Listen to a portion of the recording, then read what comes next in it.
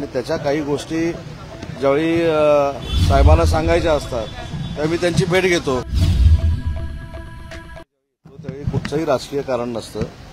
मी शरद पवार साहेबांच्या सोबत काही संस्थांवर काम करतो, तसं क्रीडा क्षेत्रामध्ये काम करतो आणि त्याच्या काही गोष्टी ज्यावेळी साहेबांना सांगायच्या असतात त्यावेळी मी त्यांची भेट घेतो.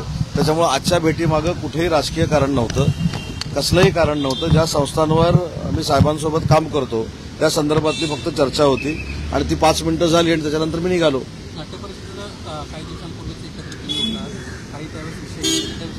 नाही, त्याच संदर्भामध्ये किंवा क्रीडा क्षेत्रातल्या संदर्भामधल्या काही गोष्टी होत्या त्या साहेबांशी मी चर्चा केलेल्या आहेत. त्याच्यामुळे मला असं वाटतं की प्रत्येक भेट ही राजकीयच असते अशातला भाग नाही.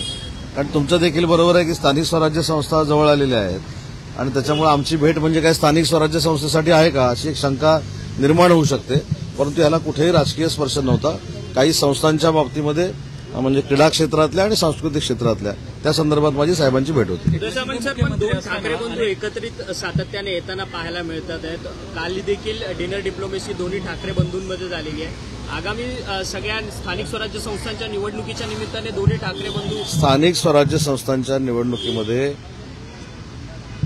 तालुका पंचायत समितीपासून मुंबई महानगरपालिकेपर्यंत कुठच्याही परिस्थितीमध्ये महायुतीचाच भगवा फडकेल ही काळ्या दगडावरची पांढरी रेघ आहे.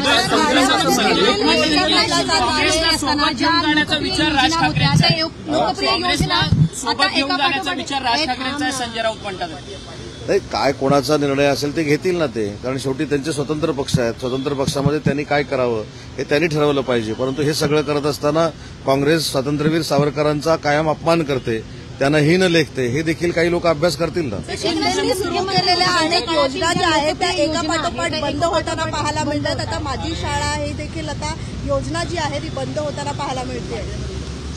या बाबतीमध्ये शालेय शिक्षण विभागाचा हा विषय, मला ह्याच्यामधली काही कल्पना नाही. परंतु सरकार चालवत असताना देवेंद्रजी, शिंदेसाहेब आणि अजितदादा हे एकत्र मिळून विचारविनिमय करून सरकार चालवतात.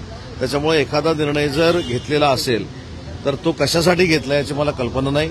परंतु ज्या मुख्यमंत्री माझी लाडकी बहीण सारख्या योजना आहेत त्या कधीही बंद होणार नाहीत ही भूमिका सरकारची आहे आणि ती सरकारची भूमिका कायम राहणार आहे. योजनेमुळे ज्या गोरगरिबांना इतर योजनांचे जे लाभ घेत होते मागील काही वर्षांपासून, आनंदाचा शिदा असेल किंवा तीर्थक्षेत्र योजना असेल, या मी सगळ्या तेच सांगितलं की या संदर्भामध्ये मी माहिती घेतो, कारण मला ही माहिती नाही. मला माहिती मुख्यमंत्री माझी लाडकी बहीण योजनेबद्दल 100% आहे.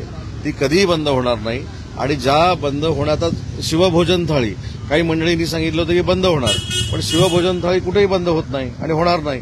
त्याच्यामुळे काही योजनांच्या बाबतीमध्ये काही जर निर्णय झाले असतील किंवा होणार असतील त्याची मी माहिती घेतो आणि मग आपल्याशी बोलतो. आपल्याच पक्षाचे सहकारी आणि माजी मंत्री अब्दुल सत्तार यांनी तुमच्या आश्वासनांची आठवण करून दिली आहे. शेतकऱ्यांना कर्जमाफीची आठवण करून दिली आणि त्यासोबतच शेतकऱ्यांसाठी कर्जमाफी जर द्यायची असेल तर आपण कर्जही काढू शकताल.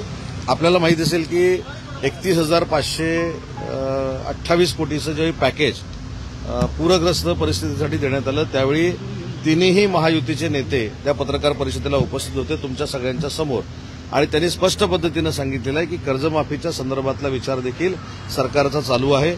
योग्य वेळी तो आम्ही निर्णय घेणार आहोत आणि त्या पद्धतीनं वर्किंग सुरू आहे. रवींद्र धंगेकर घायवळ प्रकरणामध्ये सातत्यानं रवींद्र धंगेकर एक आरोप करताना पाहायला मिळतात. चंद्रकांत पाटील यांच्या कार्यालयामधील समीर पाटील यांचाच हात आहे अशा पद्धतीने म्हणतात, परंतु त्यांना दाबण्याचा प्रयत्न होतो. दाबण्याचा काय प्रश्न येतो? दाबण्याचा काही प्रश्न येत नाही. मुद्दा असा आहे की रवींद्र धंगेकर हे आमच्या शिवसेनेचे महानगर प्रमुख आहेत आणि त्यांनी काल माननीय मुख्य नेते एकनाथ शिंदे साहेबांची भेट घेतलेली आहे.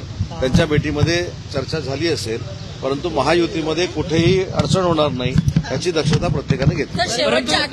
रोहित पवार म्हणतात की रवींद्र धंगेकरांचा आवाज दाबण्याचा कुठेतरी प्रयत्न केला जातोय अशा पद्धतीचं मत ते व्यक्त करतात. नाही, आता येता येता मला रोहितजी पवार देखील भेटले होते पण ते मला असं काही बोलले नाही.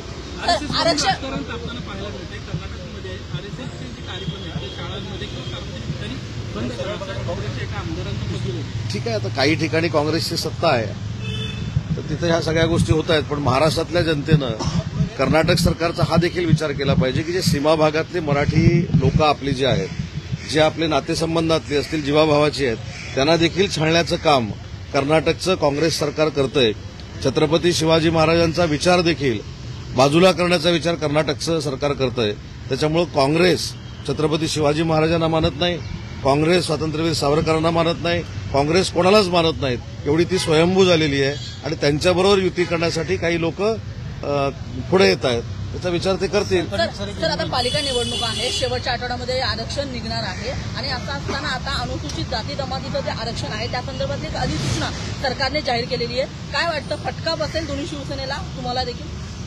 एखादा GR काढल्यानंतर त्याचा पूर्ण अभ्यास करूनच तो GR काढला जातो.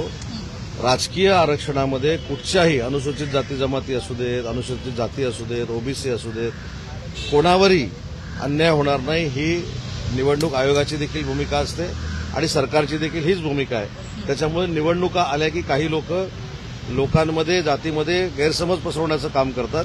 ती एक प्रोसिजर सुरू झाली, याचा अर्थ निवडणुका आता लवकर लागणार आहेत. त्याच्यामुळे अनुसूचित जाती जमाती असू दे, अनुसूचित जाती असू दे, कुठच्याही घटकावर राजकीय अन्याय होणार नाही ही भूमिका सरकारची. तुमचा मित्रपक्ष असलेला भाजप आता सध्या स्वबळाची भाषा करताना पाहायला मिळतोय. सातत्यानं त्यांचे नेते मंडळी तुम्हाला कुठेतरी डिवचण्याचा प्रयत्न करतात आहेत का? गणेश नाईक असतील, इतर जिल्हाध्यक्ष असतील, नेते मी मंडळी याचं उत्तर दिलेलं आहे की तुम्ही ज्या व्यक्तींबद्दल बोलताय ती म्हणजे भारतीय जनता पार्टी नाही. त्यांच्यामध्ये देखील अनेक पक्ष आहेत. जे बोलतायत त्यांच्यामध्ये सुद्धा अनेक पक्ष आहेत. त्याच्यामुळं ते कधी कधी शरद पवार साहेब राष्ट्रवादीची भाषा बोलतात, कधी कधी भाजपची भाषा बोलतात. हे माझ्यापेक्षा तुम्हाला चांगलं माहिती आहे. विधानसभेच्या निवडणुकीला कोण कुठनं निवडणुका लढल्यात हे पण तुम्हीच दाखवलेलं आहे. त्याच्यामुळे माझ्यापेक्षा याची उत्तरं तुम्हाला चांगली माहिती आहेत. राष्ट्रवादी काँग्रेस शरद पवार साहेबांबरोबर देखील सोयीस्कररित्या राजकारण करायचं आणि भाजपाबरोबर देखील राजकारण करायचं हे देवेंद्रजींना पूर्ण माहिती आहे. आणि कोणीही एकनाथ शिंदे साहेबांवर टीका करून एकनाथ शिंदे साहेबांचं कर्तृत्व आणि नेतृत्व हे कुठेही बाजूला होणार संदीप नाही. नाईकांची पुन्हा घरवापसी होताना पाहायला मिळणार आहे काही दिवसातच पुन्हा भाजप. मला तेच सांगितलं की सध्या महानगरपालिकेपर्यंत शरद पवार साहेब राष्ट्रवादी काँग्रेसमध्ये आहेत, कारण काही तिकिटांची ऍडजस्टमेंट करण्यासाठी. हे सगळं राजकारण देवेंद्रजींना माहिती आहे. त्याच्यावर मी काही जास्त बोलणं योग्य नाही, कारण गणेश नाईक साहेब देखील सिनियर आहेत आणि त्यांच्याबद्दल मी बोलणं योग्य नाही. पण त्यांनी देखील माननीय एकनाथ शिंदे साहेबांबद्दल बोलू नये, कारण ते आमचे मुख्य नेते आहेत. त्यांच्यावर केलेली टीका कोणीही शिवसैनिक सहन करणार. काल भाजपची कोकणची बैठक झाली. घालण्यात आलेलं आहे. आता आधार कार्ड जे आहेत लाडक्या बहिणींना आपल्या पतीचं किंवा वडिलांचं जोडायचं आहे. मग ज्यांच्या मला असं वाटतं की ह्या सगळ्या नियमातल्या अटी ज्या आहेत या कदाचित आपल्या सगळ्यांना आता जाणवल्या असतील, पण ह्या ऑलरेडी आहेत. आणि KYC असेल किंवा ह्या सगळ्या गोष्टी ज्या आहेत या महिला भगिनींना सोयीस्कररित्या हे सगळे पैसे मिळण्यासाठीच केलेले आहेत. त्याच्यामुळे कुठेही पात्र महिला भगिनींवर अन्याय होणार नाही. आणि तो अन्याय जर होत असेल तर आम्ही सगळे सरकारमधले मंत्री लक्ष घालून तो दूर करू. सर ठाण्यामध्ये कोकण भाजपची बैठक झाली. कोकण भाजपच्या बैठकीमध्ये ज्या स्थानिक स्वराज्य संस्थांच्या निवडणुका आहेत त्यामध्ये पदाधिकाऱ्यांचं त्यांचं मत आहे की एकला चलो रे जा शिवसेनेसोबत तुम्हाला हे कुठनं कळलं मला माहित नाही. पण त्या मिटिंगमधलं मला असं कळलंय की युती करावं असं सगळ्यांनी सांगितलंय. आता पुढे सर ज्यांचे पती आणि वडील हयात नाहीयेत त्यांच्या ज्या अडचणी वाढत आहेत लाडक्या बहिणीच्या, त्यांच्यासाठी सरकार काय उपाय त्या संदर्भामध्ये देखील नक्कीच आम्ही माहिती घेऊ.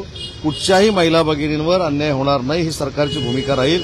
ज्या पात्र महिला भगिनी आहेत त्यांना मुख्यमंत्री माझी लाडकी बहीण योजनेमधनं काही जर अडचणी निर्माण होत असतील पात्र महिला भगिनींना तर त्यासाठी सरकार नक्की पुढाकार घेईल.